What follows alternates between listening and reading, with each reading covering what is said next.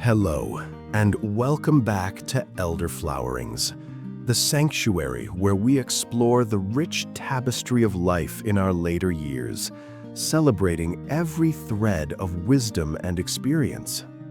Today, we're going to delve into a feeling that many of you might recognize, a subtle shift that can occur as we age, often leaving us feeling a little less seen, a little less heard. Have you ever been in a conversation, perhaps with family or at a doctor's appointment, or even in a social setting, and felt as though your words were just floating away, unanchored? Or perhaps decisions were made around you, about you, without your true input being sought or valued? It's a common experience, this creeping sense of becoming somewhat invisible. It's as if the volume of your presence in the world has been quietly turned down without your permission. While not a clinical term, some have called this feeling invisible elder syndrome. It's that disheartening sense that your opinions carry less weight, your needs are overlooked, or your rich life experience is somehow deemed less relevant than it once was. If any of this resonates, please know you are not alone. And more importantly, know that this is not a narrative you have to accept. Here at Elderflowerings, we believe in your inherent value and your right to be seen and heard. Today, we're going to explore this experience with compassion, and then, crucially, we're going to uncover 5 empowering ways to combat it, to make your voice heard and your presence truly felt. Understanding invisible elder syndrome. So, what does it truly mean to feel like an invisible elder? It's more than just a fleeting moment of being overlooked. It can be a pattern that subtly weaves its way into daily life. It might be the experience of younger people finishing your sentences, assuming they know what you're going to say.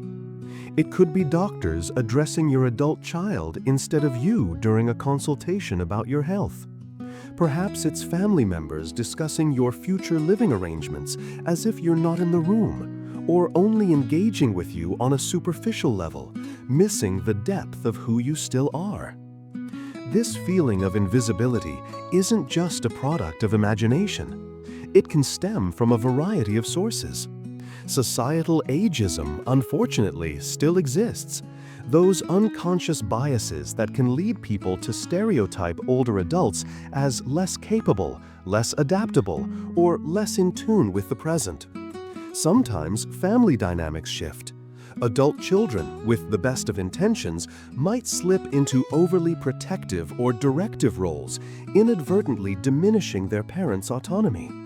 And yes, sometimes changes in our own physical presence, our energy levels, or even our communication style might contribute to us feeling less impactful in a fast-paced world. Imagine Eleanor, a retired librarian of 78, sharp as a tack, attending a community meeting about a local park renovation. She has lived in the neighborhood for 50 years and has a wealth of historical knowledge about the park. Yet every time she tries to offer a point, her voice is drowned out by louder, quicker speakers, or she's met with a polite but dismissive nod. She leaves the meeting feeling frustrated, her valuable insights unshared, feeling like a ghost in her own community. The emotional toll of such experiences, whether they happen in public forums or within the privacy of our own homes, can be significant. It can lead to frustration, sadness, a dip in confidence, and a withdrawal from the very engagements that keep us vital. The turning point.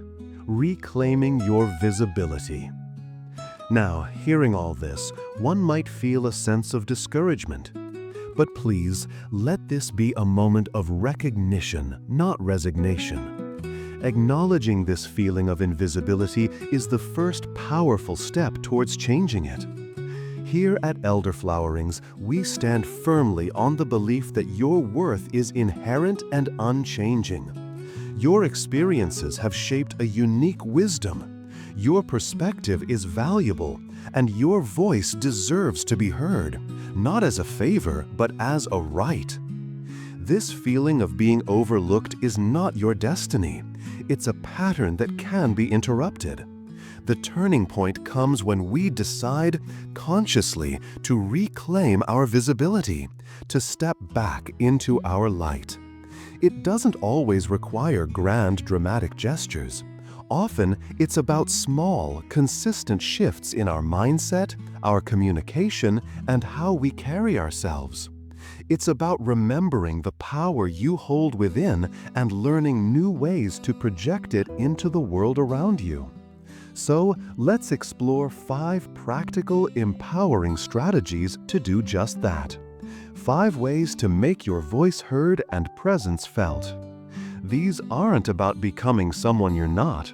They are about allowing the fullness of who you are to shine through, clearly and confidently.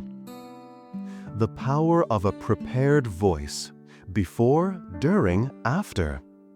Feeling heard often begins long before you even open your mouth in a crucial conversation. Preparation can be your greatest ally. Think about important upcoming interactions. A doctor's visit, a family discussion about finances or care, a meeting where your input matters. Before the event, take a few quiet moments to gather your thoughts. What are your key points? What questions do you have? What outcome do you desire? Jot these down. Having a small list can be incredibly empowering. It ensures you don't forget what you want to say, especially if you feel nervous or rushed. During the conversation, refer to your notes if you need to. Speak clearly and concisely. It's not about volume, but clarity. If you feel a discussion is moving too quickly, or if you haven't understood something, it is perfectly acceptable to say, "Could we slow down for a moment?" Or, "Could you please clarify that for me?" Practicing a few key phrases beforehand can make them easier to use in the moment. And after the conversation, if it was important, a brief follow-up can reinforce your voice. This could be a summary email, a note, or simply restating a key understanding. This shows you were engaged and expect to be taken seriously. Why it works. Preparation reduces anxiety and increases confidence. It transforms you from a passive recipient to an active participant. It signals to others that you are thoughtful and engaged, making them more likely to listen. 2. Mastering assertive communication, not aggressive. There's a beautiful balance between being a pushover and being overly forceful. Assertive communication is that confident middle ground.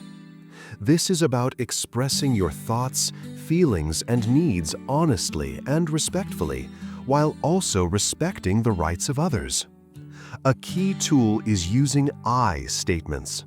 Instead of saying, "You never listen to me," which can sound accusatory, try, "I feel unheard when I share my opinion, and I would like to be able to finish my thoughts." Maintain a calm, steady tone of voice. Direct eye contact, as comfortable for you and culturally appropriate, also signals confidence and sincerity. And importantly, learn the power of a polite no, or "let me think about that and get back to you." You don't have to agree to everything or give an immediate answer, especially if you feel pressured. Setting gentle boundaries is a profound act of self-respect. Why it works. Assertiveness communicates self-respect and a clear understanding of your own value. It invites dialogue rather than conflict. When you express yourself clearly and calmly, people are more likely to truly hear what you're saying, rather than reacting to an aggressive tone or dismissing a passive one. 3. Owning your space and presence, nonverbal cues. So much of how we are perceived comes not just from what we say, but how we are in a space. Your nonverbal cues speak volumes. Think about your body language.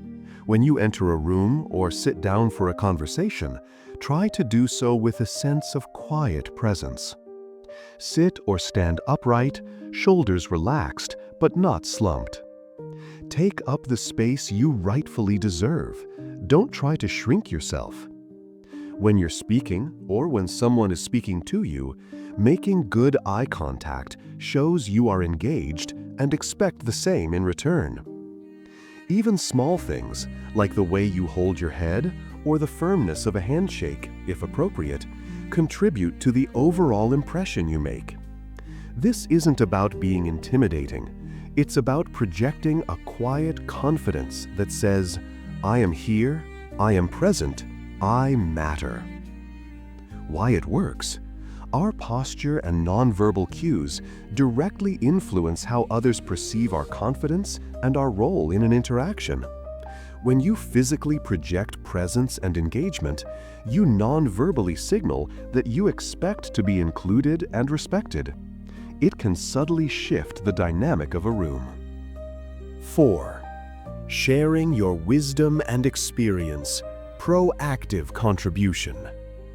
You have a lifetime of experiences, insights, and wisdom that is unique and valuable. Don't wait for an invitation that may never come. Find opportunities to proactively share it. Family discussions, community groups, or even casual conversations. If you have a relevant story, a piece of knowledge, or an observation that could add value, offer it. Frame it positively.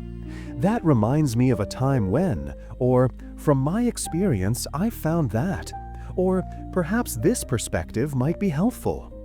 This isn't about dominating conversations or giving unsolicited advice on every topic. It's about recognizing the worth of your accumulated knowledge and finding appropriate moments to contribute meaningfully. You could also consider more formal ways to share, like mentoring, volunteering your skills, or even just telling your life stories to younger family members. Why it works? Proactive contribution shifts you from a passive observer to an active, valued participant. It reminds others, and yourself, of the rich well of knowledge you possess.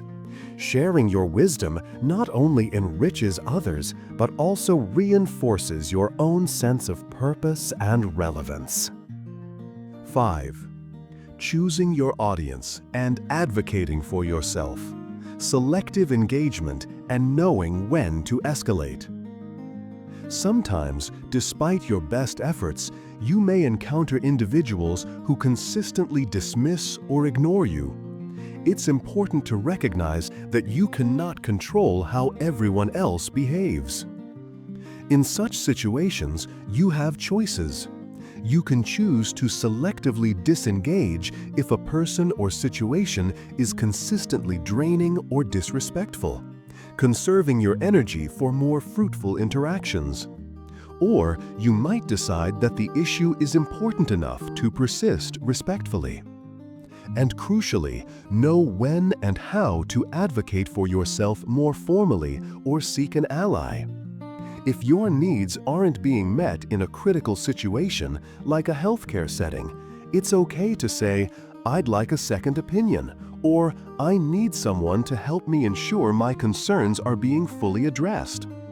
This might mean asking a trusted family member or friend to be present as your advocate, or seeking help from patient advocacy services or ombudsman if necessary. Why it works? This strategy is about recognizing your own agency and limits.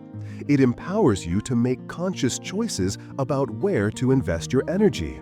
Knowing you have options, including seeking support or escalating a concern respectfully, reinforces your right to be treated with dignity and have your needs met. The ripple effect. When you shine, others see. When you begin to consciously practice these ways of making your voice heard and your presence felt, something wonderful happens. It's not just that you feel better, more confident, and more respected, though that is paramount. There's also a ripple effect. Your reclaimed visibility can subtly educate those around you. It can challenge their unconscious biases about aging. When family members see you confidently articulating your needs and insights, it can shift dynamics in a positive way, fostering deeper respect and more meaningful communication.